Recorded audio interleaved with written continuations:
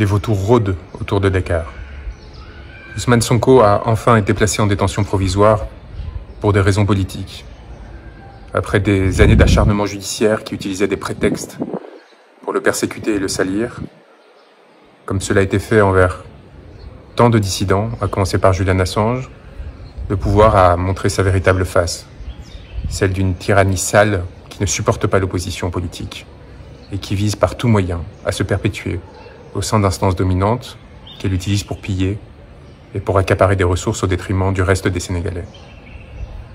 C'est avec un sentiment de dégoût et de vilainie très fort que j'ai accueilli cette nouvelle et la démonstration, encore une fois, que l'appareil judiciaire sénégalais n'était pas en mesure de faire respecter l'état de droit face à la volonté toujours plus écrasante de ses dominants et de ses instances politiques.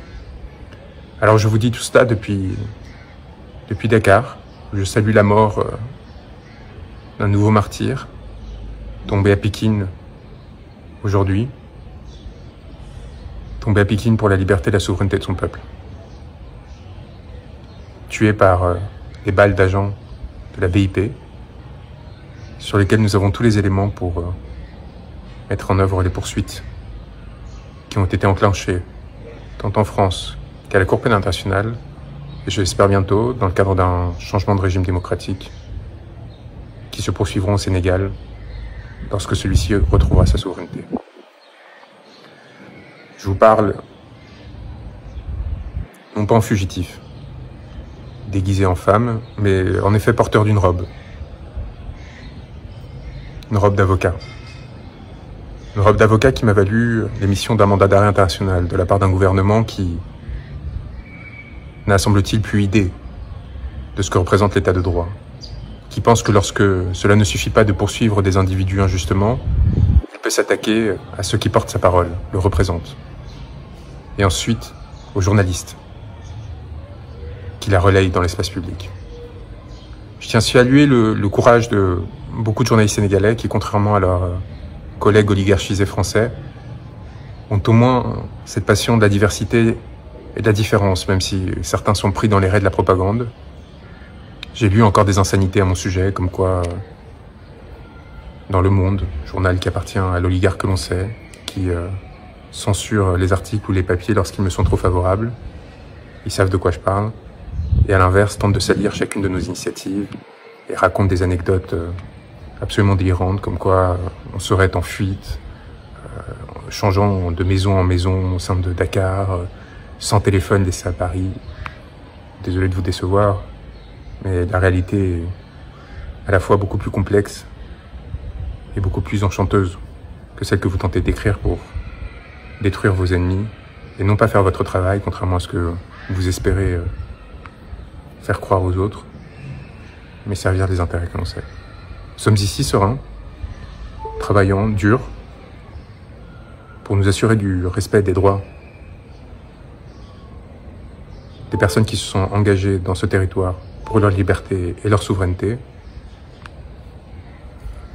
et constatant une forme d'inertie assez sidérante de la part, d'une part de la communauté internationale, mais également de la France, mon pays, qui détient une base militaire à quelques mètres du lieu où je suis, et qui craint probablement de la perdre, et qui, par crainte de la perdre, est prête à s'asseoir sur tous les principes qu'elle a revendiqués ces dernières années, et qui ont fait son prestige et sa valeur au cours de l'histoire. Cette France qui n'a eu aucun mot pour dénoncer l'arrestation d'Ousmane Sonko. Cette France qui a participé à sa persécution en soutenant le mandat d'arrêt émis à mon encontre.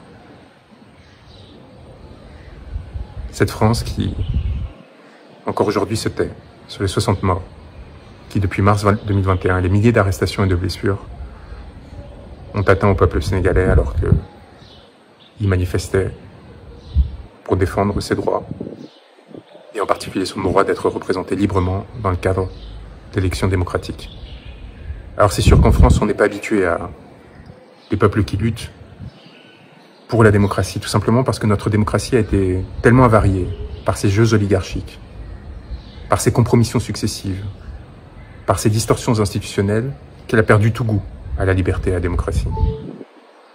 Et alors quand elles voient un peuple se lever, son élite, ses petits gouvernants, voient des échos de luttes passées, qui ont pourtant fondé notre régime, et qui ont trouvé de glorieux épisodes depuis, y compris au sein des Gilets jaunes, et bien avec l'inquiétude des dominants qui craignent pour leur position et la défense de leurs intérêts.